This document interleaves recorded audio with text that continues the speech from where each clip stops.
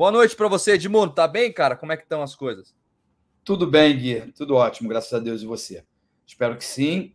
Boa. Gui, eu acho que assim foi uma tônica de todo mundo que estreou, né? Palmeiras, campeão brasileiro, estreou empatando. O Corinthians estreou perdendo. São Paulo estreou empatando.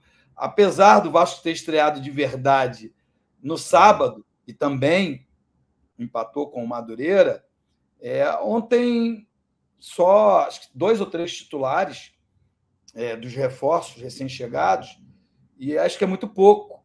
Ainda não deu para ter entrosamento ou para ter uma adaptação correta. Eu confesso que tive dificuldades para ver o jogo, mas acompanhei muito os canais, né, do Fanático Vascaíno, Vasco Connection, todo o que disse os principais canais da equipe do Vasco, e o pessoal gostou, apesar do placar, né? Tem um jornal do Rio de Janeiro que até tirou um sarro. O Vasco foi o River. Não foi isso. Essa não foi a realidade. Acho que o Vasco mostrou uma evolução, mas encontrou um time pronto, pelas coisas que eu li, encontrou um time pronto, e que é o River, né, no meio da temporada, e que está já bem treinado, acostumado, e por isso conseguiu uma boa vitória, apesar do Vasco ter criado algumas oportunidades. Inclusive o pessoal tá mandando mensagem aqui, ó, o Leandro, por exemplo, falando que precisa de jogar mais tempo junto, fato, né? Totalmente desentrosado. Eu vou dar os meus pitacos, eu assisti o jogo completo, tava aqui em casa, falei, vou assistir esse jogo do Vasco para ver o que eu acho. Tava bem curioso, na verdade, para ver algumas estreias. Lembrando que muitos jogadores, né, não começaram jogando, a maioria dos reforços, né? Outros nem viajaram, o caso do Bambu, do Patrick de Luca, né? Para a gente ver como que ele sai em campo. Olha lá, o Giovanni tá mandando que jogaram bem. Boa noite para você, Jefferson, sempre conosco também. Tem gente falando que o time foi horrível, tem gente falando dos meninos da base. Eu gostei, por exemplo, do Gabriel Peck. Para mim, o Gabriel Peck jogou bem, mostrou que pode compor elenco. Não sei se é titular, porque o Orediano entrou muito bem no jogo. Eu vou dar os meus pitacos daquilo que eu achei. Ó. Léo Pelé mostrou que pode ser o zagueiro titular, na minha opinião, só que também deu para perceber claramente que o Vasco precisa de um outro zagueiro. Porque mesmo só com o Léo Pelé ali para ser um cara para titular mesmo de Série A, é muito pouco. Precisa de mais alguém ali importante e os outros para compor elenco talvez funcione. Piton, bem demais, gostei do Piton, mas mostrou falha defensiva também algumas vezes. Só que é um cara que dá para perceber que tem uma margem de evolução muito grande, menino de 21, 22 anos aí.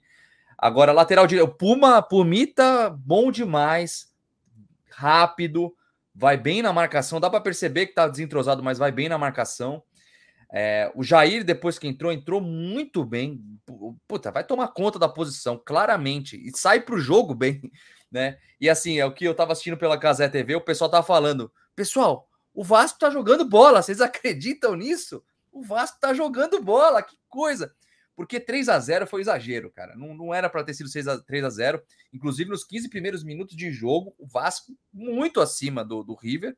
Depois começou a igualar e o River mais entrosado conseguiu ali, né? Pedro Raul faz a parede bem, mas perdeu um gol feito, mas dá para perceber que vai ser um jogador importante ali. Mas uma coisa, Edmundo, que dá para perceber mais claramente do que o zagueiro, vai precisar de um armador, cara. O Nenê, quando o jogo tem mais intensidade, tem muita dificuldade de acompanhar o jogo. E, cara, dá para. Você acha que o Alex Teixeira pode fazer essa função? Ou o Vasco vai precisar ir para o mercado mais uma vez? Eu acho que dos jogadores que estão no elenco, o melhor é o Marlon Gomes. Mas o Marlon está com a seleção sub-20, né? Ele é até capitão do time do Ramon Menezes. E eu não tenho dúvida nenhuma de que ele vai ser titular nessa equipe. Não sei se exatamente no lugar do Nenê. O Nenê é um craque, um ídolo, a torcida o adora. Achei bacana a atitude da 777, né, da SAF, de homenageá-lo, de fazê-lo terminar a carreira em alto nível, mas ele já deu demonstrações de que não dá num jogo que você tem que recompor e depois sair para o ataque em função da idade. Aí ele aparece na bola parada, porque a técnica dele é muito apurada, ele aparece nas jogadas de bola parada ofensiva, mas ele não tem mais a dinâmica de outros tempos, dos tempos que o consagrou. Então, isso que ele vai deixar de ser titular, e aí talvez ele esteja ali esquentando a camisa 10 para a chegada de um grande nome, né, de um jogador que venha da Europa. Isso também é uma coisa que está na cabeça de todos os torcedores do Vasco, mas, quer dizer, eu não vi o jogo, estou sendo muito honesto, mas pelo que eu li, foi o que mais destoou, né? Teve alguns jogadores que não jogaram bem, que repetiram, talvez até repetissem as atuações ruins da temporada de 2022. Mas acho que o mais criticado foi o Nenê, pela intensidade. Facilmente marcado e não conseguindo criar nada. Então, mas isso a gente já sabia que ia acontecer. Então, ele está ali, me parece, guardando a camisa 10 para a chegada de um novo reforço. Realmente, para mim, o que eu mais senti falta ali, na verdade, é claro que alguns jogadores estavam claramente sentindo um pouco o jogo, né? Começo de temporada, falta de entrosamento. Eu vi o pessoal criticando o Piton. Eu não achei que o Piton foi mal, pessoal. De verdade, eu acho que ele foi bem, mostrou qualidade saindo jogando, que sabe cruzar, que realmente faltou entrosamento e precisa de um outro zagueiro, cara. Isso ficou muito claro. Precisa de um outro zagueiro, os mais urgentes. Um outro zagueiro e um camisa 10. Eu não acho que vai conseguir manter uma temporada muito boa se não tiver esse construtor. Orediano mostra que realmente é um jogador que é uma aposta que parece que vai dar certo aí. É um cara, lógico, tem que esperar, é o primeiro jogo. Vai jogar no final de semana, mais uma vez, vai jogar pelo Carioca com o time B, C. Mas olha, eu gostei do que eu vi, sim. O Piton o pessoal tá falando, Piton médio para ruim. Pô, eu não acho, viu, Eduardinho? Eu acho que, cara, a gente tem que ter uma visão mais de primeiro jogo, falta de entrosamento e começo de temporada também. Lembrando que pegou o River que foi com, não sei, 5 semifinais de Libertadores nos últimos anos aí. Então, assim, não pegou qualquer time, pegou um River Plate, cara, né? Olha lá, já o Yata Anderson manda que o Piton jogou bem. Volante, cara, aqui, ó, volante também, cara, não sei, viu, Ellen? Eu acho que até seria bom mais um, mas o urgente mesmo para mim é um zagueiro e meio de campo. Ó. Como é uma reconstrução de time? Pergunta complexa aí do Gazeta Fute. Mas Edmundo, isso é uma pergunta boa. Por quê? Você é um cara que jogou muito tempo futebol. Como funciona quando uma equipe está reformulando todo o elenco? Você já chegou num elenco assim, que vários jogadores novos? Já. Não é o ideal. O ideal é que você contrate pontualmente. E aí, uma peça é muito mais fácil de se encaixar do que um time inteiro. Né? A gente não tinha muita certeza se o time do Vasco, que conseguiu o acesso na temporada passada, era bom. E aí, ontem, né, a estreia oficial do time principal, que eu acho que demoraram, na minha opinião, demoraram muito a voltar aos treinamentos. Então, tudo bem que no Brasil ali as festas de Natal e Réveillon atrapalham muito, né, nesse período, porque o Brasil gosta muito dessa festa, mas eu acho que eles podiam ter voltado um pouquinho antes, porque foram quase 2 meses que as equipes ficaram sem fazer nada. É muito difícil você fazer. Só que o que aconteceu? 80%, 70% pelo menos do time era ainda da Série B e sem os 2 melhores. Sem o Marlon Gomes e sem o Andrei Santos. Então, a gente sabia que não seria uma estreia espetacular, que o time ia dar show, né? Pela questão física, pela questão técnica, pela questão tática. Só que o Vasco contratou 9 jogadores. Não acredito que os 9 serão titulares, mas pelo menos a maioria deles. E aí o entrosamento vem de forma gradativa, os jogadores precisam se adaptar ao jeito de jogar do Barbieri, e apesar do resultado, eu gostei. Time que joga de forma ofensiva, pelo menos foi o que disseram, né? Joga de forma ofensiva e alguns jogadores já mostrando boa qualidade técnica. Então, eu acho que tem chance de ter um futuro bem promissor.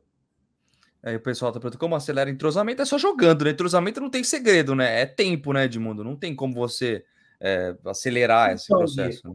Gui, Gui, na minha época, que eu joguei, se fazia muito coletivo. Então, você fazia coletivo, isso dava entrosamento, e os jogos, claro que melhor ainda. Hoje, os times não fazem mais treinamento coletivo. Faz muito campo reduzido, trabalho tático, e 4 contra 4, 5 contra 5, 6 contra 6. Isso aí não dá entrosamento a ninguém, dá condicionamento físico. Então, acho que é preciso rever algumas coisas, fazer alguns coletivos lá em São Januário, por exemplo, para você se adaptar. Porque é o seguinte, Gui, quando você... O campo, do mesmo tamanho, mesma dimensão, e você olha, a grade é muito próxima à linha, você dá uma ideia de campo pequeno. Quando a grade é longe, dá uma amplitude maior ao campo. Você precisa se adaptar a isso, porque muitas vezes você domina a bola e não tem tempo de levantar a cabeça, sabe? Você precisa dar velocidade ao jogo, cada vez mais. Então, você precisa ter essa noção de espaço. Então, precisa fazer coletivo no lugar que você vai jogar mais vezes, né? Eu acho que vai jogar, sei lá, quando for mandante, 90% das vezes em São Januário. Uma ou outra vez vai vender o mando de campo, uma outra vez vai jogar no Maracanã. Então, é preciso fazer isso. Esses técnicos da nova geração não gostam desse tipo de treino. A gente já falou aqui do exagero de pessoas que trabalham hoje no departamento médico, físico e de fisiologia. Então, essas pessoas precisam mostrar o seu serviço, o seu trabalho. Então, pô, tira do treino, poupa daqui. Ontem eu fui jantar com o Eric Johnson aqui, ele falou uma coisa que eu não tinha prestado atenção. Um jogo de Copa do Mundo, uma Copa do Mundo, um atleta rala pra caramba para ser titular, o máximo de jogos que ele vai fazer são 7, aí ele faz 2 jogos, o time classifica, aí o técnico dá folga para ele. Será que a maioria quer folga? Dá folga baseada em quê? Entende? A folga é baseada num cansaço que é muito individual. Então, acho que deveria ser conversado. É claro que tem risco, mas você tem risco até em casa, até andando nos corredores do hotel. Então, cara, a minha experiência diz que tem que pôr para jogar. Quanto mais vezes você jogar, mais rápido você adquire um entrosamento.